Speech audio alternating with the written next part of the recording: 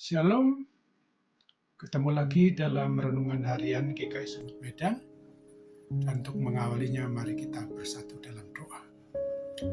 Tuhan Allah Bapa di surga yang melampaui segala akal, hati dan pikiran kami umat manusia, berfirmanlah kepada kami, sebab kami bersedia untuk mendengar, dan oleh pertolongan Roh Kudus, mampukan kami agar kami boleh melaksanakan hidup ini sesuai dengan kebenaran firman-Mu itu. Dalam nama Tuhan Yesus kami mohon kepadamu. Amin. Sebagai nas renungan firman Tuhan pada hari ini diambil dari bacaan leksionari Mazmur 124 ayat 1-8, kemudian Kejadian 49 ayat 1-33, dan 1 Korintus 6 ayat 1-11. Sebagai nas renungan firman Tuhan hari ini adalah dari 1 Korintus 6 ayat 11 yang berbunyi demikian. Beberapa orang di antara kamu memang demikian dahulu, tetapi kamu telah memberi dirimu disucikan, kamu telah dikuduskan, kamu telah dibenarkan dalam nama Tuhan Yesus Kristus dan dalam Roh Kudus, Roh Allah kita. Sebagai tema yang diangkat, siapakah kita? Dari nas renungan firman Tuhan ini kita melihat adanya dua poin penting.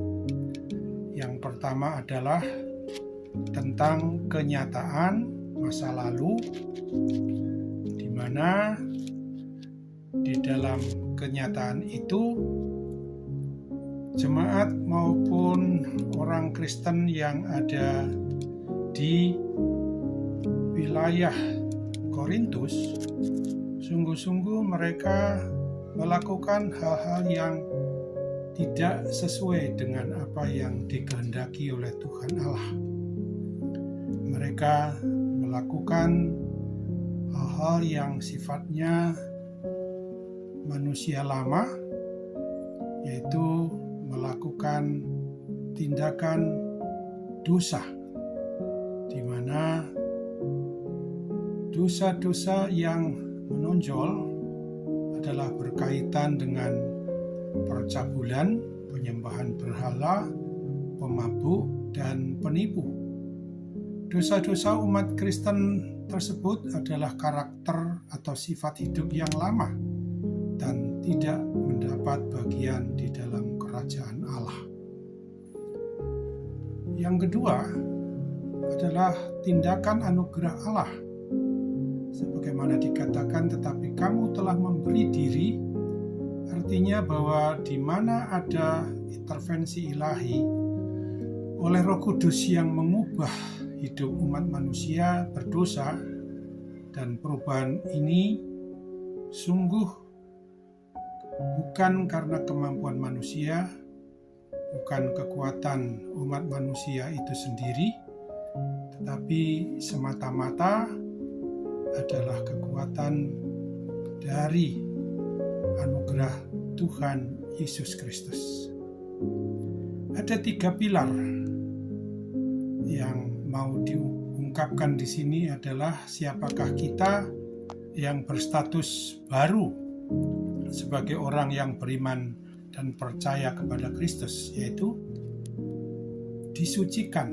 Artinya bahwa kita umat manusia ini harus kita sadari bahwa diri kita ini sudah dihapuskan dan dibersihkan dari kenajisan dosa-dosa dan kesalahan kita.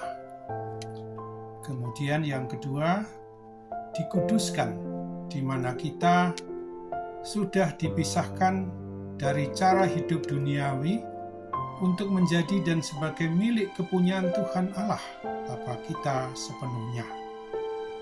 Oleh sebab itu, maka sebagaimana yang ketiga yang diungkapkan di sini adalah bahwa kita telah dibenarkan, di mana kita dinyatakan benar di hadapan Allah Bapa Surgawi hanya oleh karena pengorbanan dari Tuhan kita Yesus Kristus saja.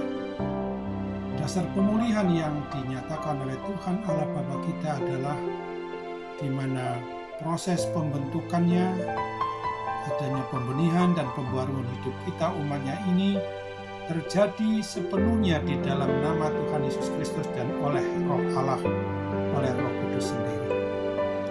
Hal yang sungguh perlu untuk kita terapkan kepada diri kita adalah bahwa kita umatnya ini harus menghargai identitas baru. Jangan lagi hidup kita ini kembali kepada manusia lama yang dosa itu sifatnya, karena status rohani kita sudah dibersihkannya oleh pertolongan kasih-Nya yang begitu besar.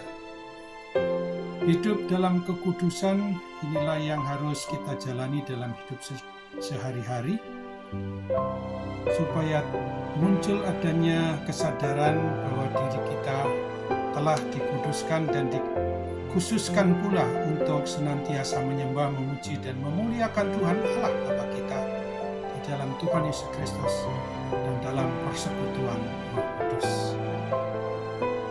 Amin. Mari kita kembali bersatu dalam doa. Tuhan Allah Bapa di surga, terima kasih untuk kebenaran firman-Mu yang boleh kami renungkan saat ini. Mampukan kami agar kami boleh menyadari bahwa kami boleh sungguh-sungguh dikhususkan bagi Tuhan adalah untuk menjadi pelaku firman Tuhan pada hidup kami sehari-hari.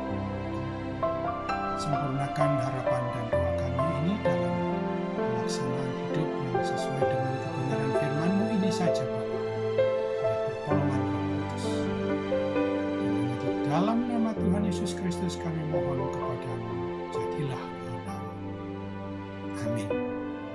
Demikianlah renungan tentang firman Tuhan hari ini, dan kiranya Tuhan menyertai memberkati kita semua di dalam seluruh aspek dari kehidupan kita sehari-hari di masa sekarang ini sampai kepada masa hidup kita selagi diberi kesempatan Tuhan untuk menikmati hidup.